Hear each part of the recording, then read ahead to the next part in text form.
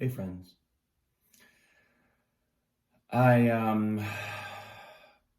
got a couple of things kind of showing up for me this morning. One of which I just started playing around on a theme from a little short film called Blush, made by Skydance. It's an animated short and it's a really beautiful movie. It's a kind of a tribute to um, I think made by a man who lost his wife and they had a couple of kids, and it's just a gorgeous poetic expression of that, well, what I guess I imagine that experience to be. And there's a really beautiful musical theme that I'll play for you in a minute. And I started just kind of unpacking it this morning. But the other thing that's showed up for me, and this is, I always want to be very deliberate in how I frame things like this, because it's kind of a pattern showing up in me that's sort of painful. And as I've said from the very beginning of this post for me is about speaking from my highest place, speaking from my essence. And so I try to be real conscious when I'm expressing pain or when I'm expressing something that is troubling me, because it's not designed to be a lamentation. It's not designed to be a wallowing or a kind of venting to the internet about my many toils and troubles. It's neither helpful nor is it interesting to me. But I also, when something like this comes up, I also find myself going, well, you kind of have to be honest. If that's what's happening, kind of have to be honest about the fact that this is what's happening. And even as I speak from that highest place where essentially there is only ever blissfulness and utter fulfillment, that doesn't mean that I can just ignore or sort of, I've heard a wonderful term called, a guy that I did a meditation class with a number of years ago, called it spiritual bypass.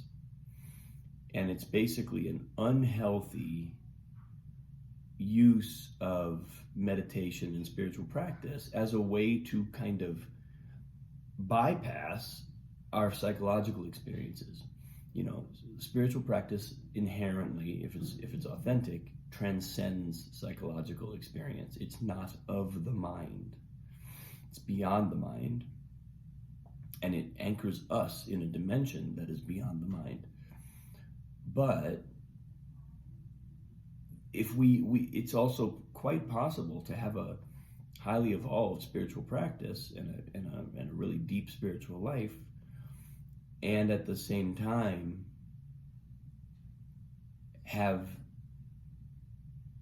psychological health issues that need to be dealt with on the level of psychological health. They don't simply leapfrogging to a kind of spiritual meditative state doesn't always fix the issue. And that's something that's always stuck with me. I've actually come across a number of spiritual teachers who've talked about this. And so as I show up with kind of a pattern activated in me, I find myself wanting to keep all that in mind and wanting to be truly where I am, not wanting to pretend like I'm in a different, because I can access, with consistent meditative practice, I can access that dimension pretty quickly. I can settle into that state reliably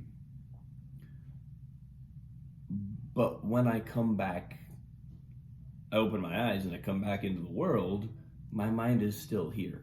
And my mind still needs work from time to time. So the thing that showed up for me was a sense of being afraid of being a disappointment. And that shows up for me in, a variety of ways. I'd say that it has has a place, it has a role in a lot of my relationships. I can apply it to many of my relationships, mostly the significant ones in my life. And it's a kind of fear of not being what the important people in my life want me to be or need me to be. And, so it's a real fun thing to look at. real knee slapper. And I can't really trace this. This is not one. I know what I know is it's a familiar one. It's one that I've felt before. It's a big one. It's recurrent. It'll go dormant for reasonably long periods of time, but then it'll come back. And it's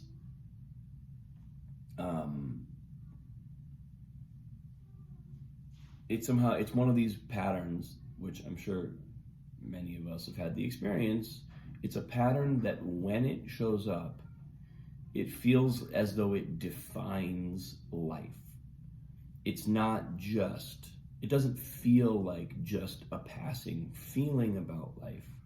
It feels as though it defines life. It defines me. And that's always a pretty good clue that we're in a deep pattern of some kind. Because when the patterns are a little more superficial, they're not as deep, they don't have as much of a hold over us, we don't have that much trouble stepping back and kind of saying, okay, I'm feeling this right now. It's positive, it's negative, whatever it is, but I'm feeling it right now. I'm over here.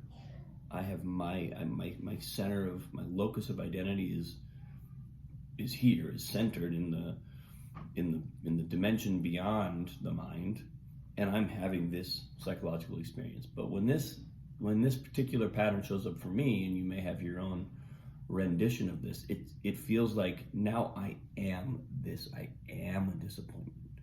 I'm defined by the pattern, which is a sign that it's kind of overtaken the system. And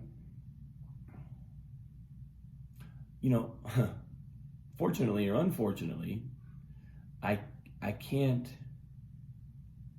This is one where I can step back and I can be very clear as far as my experiential self goes. I can be clear that I'm not defined by this, but I have to still deal with the feeling that I am. And that's not one that I can just avoid or just kind of like whisk away with a meditation practice or with a distraction of some kind. So I think what I'm showing up with today is just a willingness to hold it, to be here with it, to allow it to tell me what it's trying to tell me. I assume that it's a gift. I assume that it's here to help me recognize something, that there's an insight or a series of insights kind of buried beneath it. And all I can do is show up and be grateful for it, because it's the kind of thing that immediately makes me not want to feel real grateful. So I can apply that and see what it's trying to say.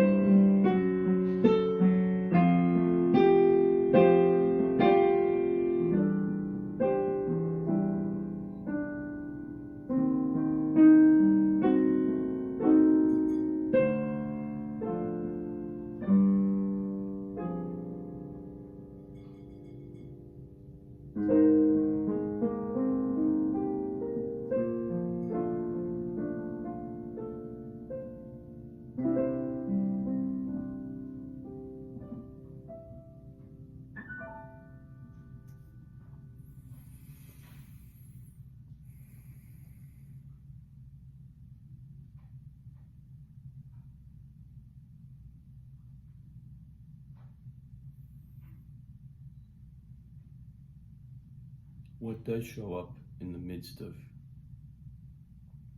feeling a really powerful pattern is an impulse to express.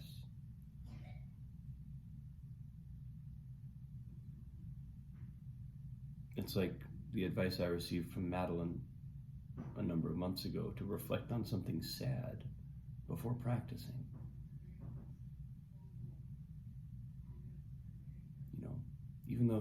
Even though our humanity, our human identity is ultimately this infinite dimension, there's also our worldly identity. There's our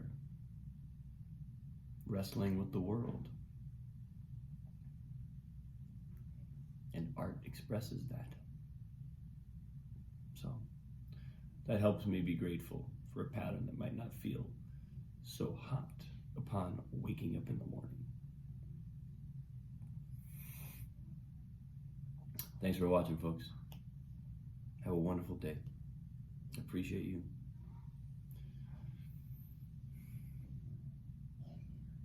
I'll see you soon.